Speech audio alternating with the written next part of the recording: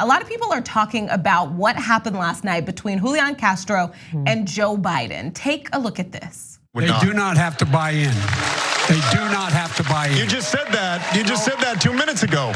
You just said 2 minutes ago that they would have to buy in. You said they would have to buy in. Have to buy in. If she qualifies for Are you forgetting what you said 2 minutes ago? Be in for it.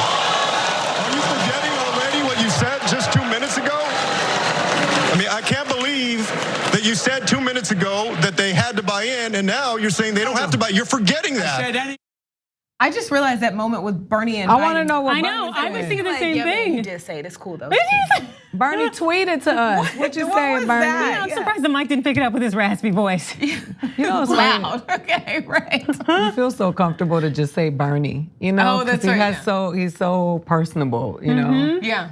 We called Joe Biden Uncle Joe before we knew. Figured out kind of who Uncle Joe was. Although it's, let's see, Terrell from The Root, Terrell Starr, he wrote this amazing article piece, and he said, you know, essentially, I believe what he said was like Uncle Joe is kind of a reference to your old uncle who gets away with inappropriate behavior that you kind of just get a pass for, and that's why you use the term Uncle Joe. And it was cute and it was fine. Then we have Me Too, and it's like, keep your distance. And now it's more of a cognizance of what is this man really about? And I think we see this. So what were your reactions just to watching what Julian Castro said to the former VP? I thought Julian was just, I thought he was just holding him accountable. There was nothing more than that. This is a debate stage. I know Kamala Harris said the exact same thing. This is a debate. This is a discussion, and you should be held accountable for the things that you said. And Biden was wrong in that. What I think became really bothersome was the tone policing in the aftermath. And I think that's because Castro is a man of color. And that essentially it's this thought of, you are going against what our designee for the Democratic Party, maybe this white savior ideology, and therefore you cannot, how dare you raise your voice? That's not okay. We need someone who remembers what they said, knows what they said, and can hold to it. I do not care what color that person is. They should be held accountable for their words. And Julian Castro was enforcing that, and that is perfectly fine. You see, Obama's looking at him like goals. Let me just say this. Julian Castro yesterday exhibited the behavior of a disruptor. And I am not voting for anybody who is not a disruptor, because the status quo with its foot on our neck is not doing anything for the average man. Right. So when somebody stands on that debate stage and dares to challenge the status quo in that manner, and you hear that, oh, they're unruly. They always say that about people of color when they stand up to the fight and say, no, you're not. That's what your Sophia moment in The Color Purple. Take my children home. I am all for it. I'm here for it. I don't want to see any more docile people who want to get patted on the head, especially people of color who want to get patted on the head by white people for being good black and brown children. Those days need to be behind us. So if you say something on that debate stage and then you say something else that contradicts what you said, every single person that is there in opposition of you should hold you accountable for that. And I'm not voting for you if you don't. I'm sorry. I'm all for it. Go ahead, Julian. I think you both made great points. You know who doesn't? Rahm Emanuel. Take a look at this.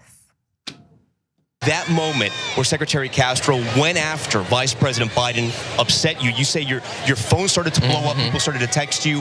What were Democrats telling you? I think for Castro, he could have made the point. He had a legitimate point, but it was a disqualifier the way he handled it.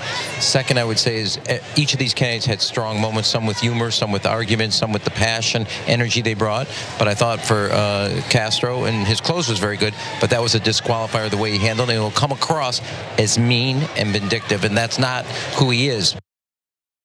It was not mean and vindictive. And that's such gaslighting that people do. It is, people of color. Absolutely, to make it seem like he assaulted Biden on the stage. Get out of here with that. Plus, who wants to hear from you anyway? You helped hide the tape of Laquan McDonald being shot and killed for a year. If anything, that's mean. But no, there's a place for him as a pundit at ABC. And an editor at The Atlantic. I don't want to hear that. I don't want to hear any of it. I'm just, and you know what? That the thing about Julian is that they're starting to see the fire. So he was like, yeah, this is not who he is at his core. What if it is who he is at his core? That's who we need him to be at his core. That's why people hate AOC, because they are disruptors. Ilhan, there are people that are saying, no, this stuff that we've been doing all this time isn't working for the average man, and enough is enough. So good for him that he did that. And you know what? If Joe Biden felt disrespected, sit down, Joe. Sit down. Absolutely. Sit down. I'm tired of them doing people of color like that. Kamala is this. It's constant. It's constant. Kamala's disruptive. AOC is disrupted. Ilhan is disrupted. Ayanna is disruptive. Well, you know what? All the disruptive people, if you pay attention to them, they're all talking about and fighting for the things that we deserve and we have a right to, that they're trying to take away from us and charge us for. You better pay attention. Thanks for watching this free clip of the Young Turks. Don't forget to become a TYT member today. For more exclusive content, join now at tyt.com/join.